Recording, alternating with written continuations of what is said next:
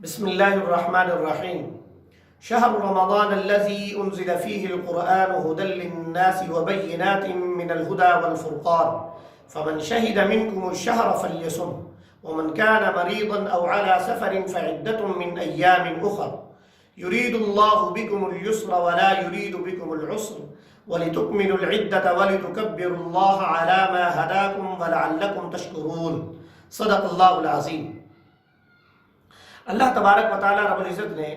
اس آیت کریمہ میں یہ ارشاد فرمایا کہ شہر رمضان کا مہینہ وہ مہینہ ہے جس میں قرآن کریم نازل کیا گیا، اور رمضان کے مہینے میں جو شخص اس کو پالے اور اس میں زندہ اور حیات ہو تو اس پر لازم اور ضروری ہے کہ وہ رمضان کے روزے رکھے. فمن شہد منکم الشہر فلیصم، وہ روزے رکھے. اور اگر کوئی شخص بیمار ہے یا سفر میں ہے تو وہ ان روزوں کے بدلے میں یعنی یہ روزے قضا کر لے، اور اس کے بعد باقی ایام میں سال کے جو بقیہ ایام ہیں ان میں اس مقدار کو پورا کر لے. اور اللہ تبارک و تعالیٰ رب العزت نے فرمایا کہ اس سے اللہ تعالیٰ کی جو مراد ہے وہ اللہ تعالیٰ انسانوں کے لیے آسانی پیدا کرنا چاہتا ہے، نہ کہ تنگی. یرید اللہ بکم الیسر ولا یرید بکم العسر، کہ اللہ تبارک و تعالیٰ رب العزت یہ جو سہولت اللہ تعالیٰ نے بیماروں کو، مریضوں کو اور بیماروں کو اور اپنا مسافروں کو دی ہے، وہ اس لیے دی ہے تاکہ سفر کی مشقت اور تھکاوٹ اور تکلیف سے بچنے کا سامان ہو سکے اور بیماری کے عالم میں علاج معالجے کا بہتر اور مناسب انتظام ہو سکے. اسلام کسی کے اوپر جبر نہیں کرتا، تکلیف اور اذیت میں مبتلا نہیں کرتا، بلکہ اسلام کا جو پیغام ہے وہ یہ ہے کہ اسلام پیام امن اور رحمت کا پیغام ہے، وہ محبت کا پیغام ہے، وہ مودت کا پیغام ہے. اسلام آسانیاں فراہم کرتا ہے، آسائشیں اور راحتیں فراہم کرتا ہے، لیکن یہ کہ اس کے لیے ضروری ہے کہ وہ اللہ تعالیٰ کے احکامات اور حضور نبی اکرم صلی اللہ علیہ وسلم کی تعلیمات اور اسوہ جو ہے، اسوہ حسنہ، اس کے مطابق انسان جب زندگی بسر کرے گا تو اس کے لیے آسانیاں ہی آسانیاں پیدا ہوتی چلی جائیں گی. رمضان المبارک کے مہینے میں اللہ تبارک و تعالیٰ رب العزت جنت کے دروازوں کو کھول دیتے ہیں اور جہنم کے دروازے بند کر دیے جاتے ہیں، اور شیاطین اور جن جو وسوسے ڈالتے ہیں، جو انسانوں کو بھٹکانے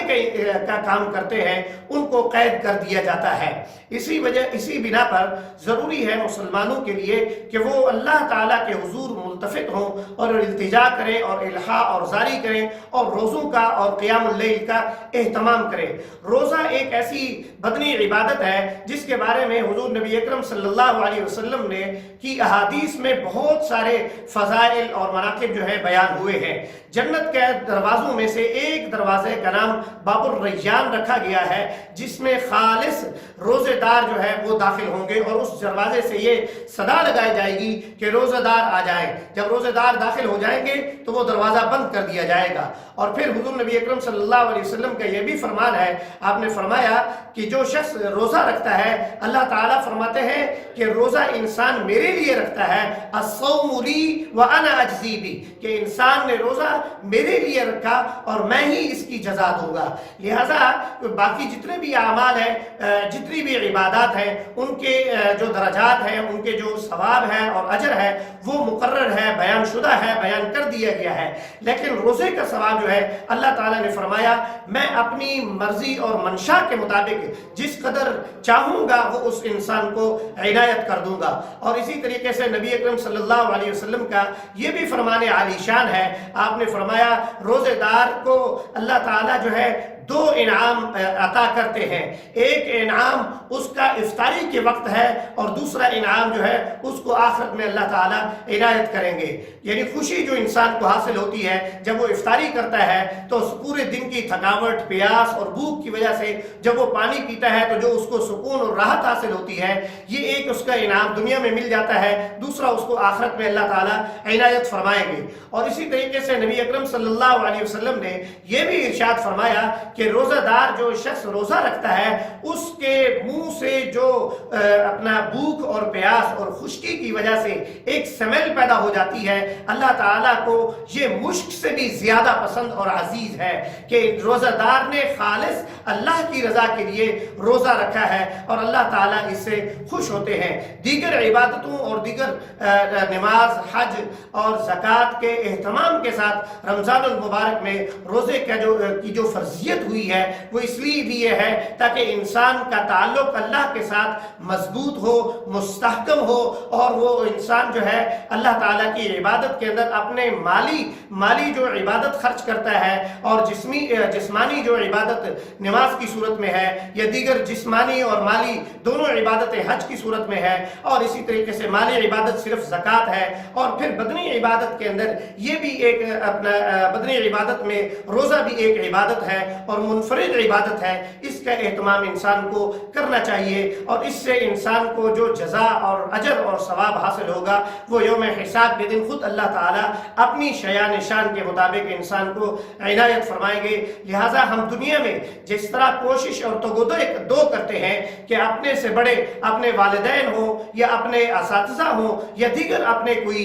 معززین ہیں، ان کو خوش کرنے کے لیے ہم اعمال بجا لاتے ہیں، فرما برداری کرتے ہیں، تو بعینی ہی اسی طریقے سے اللہ تعالیٰ کے اس حکم کے سامنے ہمیں سربا سجود ہو جانا چاہیے کہ ہمیں اپنے روزے کا اہتمام کرنا چاہیے، الا یہ کہ جب انسان بیمار ہو یا وہ پھر سفر میں ہو تو پھر اس کے لیے گنجائش ہے۔ ہاں، اس میں یہ بات ضروری ہے کہ اگر انسان بیمار اس حد تک ہے بہت زیادہ کہ اس کے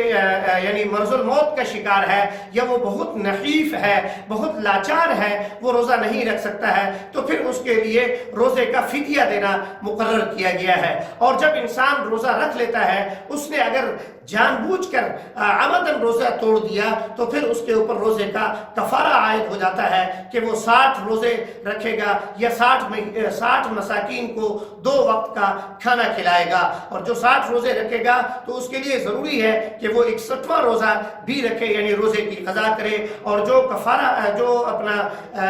مساکین کو کھانا کھلائے گا وہ 1 روزے کی قضا بھی ضرور کرے گا جو اس نے روزہ توڑا ہے۔ یہ قضا اور کفارہ کا جو ہے اہتمام کرنا بھی ضروری ہے۔ کوشش ہونی چاہیے انسان کی، جو ایک رمضان المبارک کا نادر موقع اور مہینہ ہے جس میں پورے گھروں میں معاشرے کا معاشرہ، سوسائٹی کی سوسائٹی، سماج اور پورے ملکوں کے اندر ایک روحانیت کا ماحول ہوتا ہے، اس میں اہتمام کرنا چاہیے کہ انسان روزے رکھ لے، اور انفرادی طور پر الگ سے روزے رکھنے میں دقت اور تکلیف کا سامنا کرنا پڑ سکتا ہے، لیکن یہ کہ اگر شدید ضرورت ہو، بیماری شدید ہو یا سفر تکلیف دہ ہو، تو پھر انسان کو جو سہولت اللہ تعالیٰ نے عنایت کی ہے کہ وہ روزے کی قضا کر لے، اس سے استفادہ انسان کر سکتا ہے۔ اللہ تعالیٰ ہمیں ماہ رمضان سے کما حقہ مستفید ہونے کی توفیق عطا فرمائے۔ والسلام علیکم ورحمۃ اللہ وبرکاتہ۔